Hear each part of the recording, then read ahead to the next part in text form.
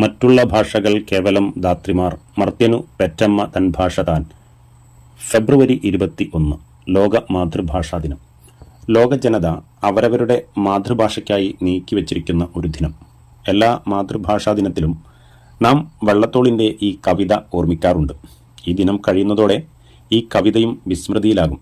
അത്തരത്തിൽ വിസ്മൃതിയിലാക്കേണ്ട ഒന്നാണോ നമ്മുടെ മലയാളമെന്ന് ഓരോ മലയാളിയും സ്വയം ആത്മപരിശോധന നടത്തുക തന്നെ വേണം. ഓരോ ഭാഷയ്ക്കും വ്യത്യസ്തങ്ങളായ നിരവധി സവിശേഷതകളുണ്ടാകും. ഇത്തരം സവിശേഷതകളെ ആഘോഷിക്കുക എന്ന ലക്ഷ്യത്തോടെയാണ് ഐക്യരാഷ്ട്ര സംഘടന ഫെബ്രുവരി 21 ലോക മാതൃഭാഷാ ദിനമായി ആഘോഷിക്കുവാൻ തീരുമാനിച്ചത്. 1999 നവംബർ 17 യുനെസ്കോ ലോക മാതൃഭാഷാ ദിനം പ്രഖ്യാപിച്ചത്.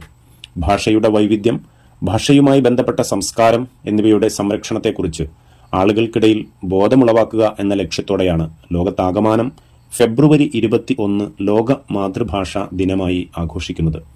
ഇത് 2000 UN ജനറൽ അസംബ്ലിയിൽ ശരിവെക്കുകയും ചെയ്തു. 2008 ലോക മാതൃഭാഷാ ദിനം ലോകം ആചരിച്ചു. ബംഗ്ലാദേശിൽ നിന്നാണ് മാതൃഭാഷാ ദിനം ആചരിക്കാനുള്ള ആശയം യുനെസ്കോയ്ക്ക് മുന്നിലെത്തിയത്.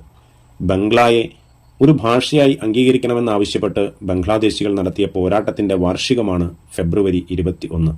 അതിനാൽ തന്നെ മാതൃഭാഷാ ദിനം ആചരിക്കുന്നതിനായി ഈ ദിവസത്തെ UN തെരഞ്ഞെടുക്കുകയായിരുന്നു. ഭാഷയുടെ വൈവിധ്യം ആഘോഷിക്കുകയും ഭാഷയെ ചുറ്റിപ്പറ്റി നിൽക്കുന്ന സംസ്കാരത്തെ സംരക്ഷിക്കുകയുമാണ് ലോക മാതൃഭാഷാ ദിനം കൊണ്ട് ഉദ്ദേശിക്കുന്നത്. ഇന്ന് ഇന്ത്യയിലെ 22 ഔദ്യോഗിക ഭാഷകളിൽ ഒന്നാണ് നമ്മുടെ മലയാളം. ഭരണഘടനയുടെ 8ാം ഷെഡ്യൂളിൽ ഇത് ഉൾപ്പെടുത്തിയിട്ടുണ്ട്. കേരളത്തോടൊപ്പം ലക്ഷദ്വീപ്, മാഹി എന്നിവിടങ്ങളിലും സംസാര ഭാഷയാണ് മലയാളം. ലോകത്ത് 3.5 കോടിയിലധികം ആളുകൾ മലയാളം സംസാരിക്കുന്നവരായുണ്ട് എന്നാണ് കണക്കാക്കപ്പെടുന്നത്. മലയാള ഭാഷയുടെ ഉൽപ്പത്തിയെക്കുറിച്ച് വ്യത്യസ്തമായ അഭിപ്രായങ്ങൾ നിലവിലുണ്ട്. ദ്രാവിഡ ഭാഷാ കുടുംബത്തിൽപ്പെടുന്ന മലയാളത്തിന് സംസ്കൃതം, തമിഴ് എന്നീ ഭാഷകളുമായി പ്രത്യക്ഷത്തിൽ ബന്ധമുണ്ടെന്നാണ് വിദഗ്ധരുടെ അഭിപ്രായം.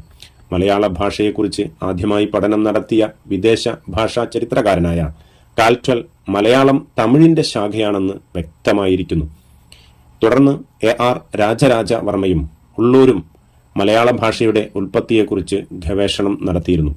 പണ്ട് കാലങ്ങളിൽ ഉപയോഗിച്ചിരുന്ന ചെന്തമിഴ് അഥവാ സെന്തമിഴ്, കൊടുന്തമിഴ് എന്നിവയിൽ കൊടുന്തമിഴ് രൂപഭേദം സംഭവിച്ചാണ് മലയാളമായി മാറിയതെന്ന് AR പറയുന്നുണ്ട്.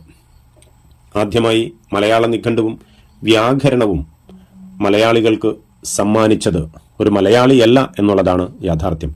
ഹെർമൻ ഗുണ്ടർട്ട് എന്ന ജർമ്മൻ പാതിരിയായിരുന്നു അത്.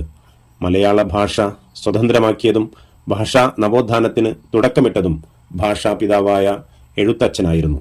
അദ്ദേഹം തുടങ്ങിവെച്ച ഭാഷാ വിപ്ലവം പിന്നാലെ എത്തിയ മഹാപ്രതിഭകൾ ഏറ്റെടുത്തു. എന്തുതന്നെയായാലും ഇന്ന് മലയാളവും മലയാളിയും ലോകത്തോളം വളർന്നിരിക്കുന്നു. Thank you.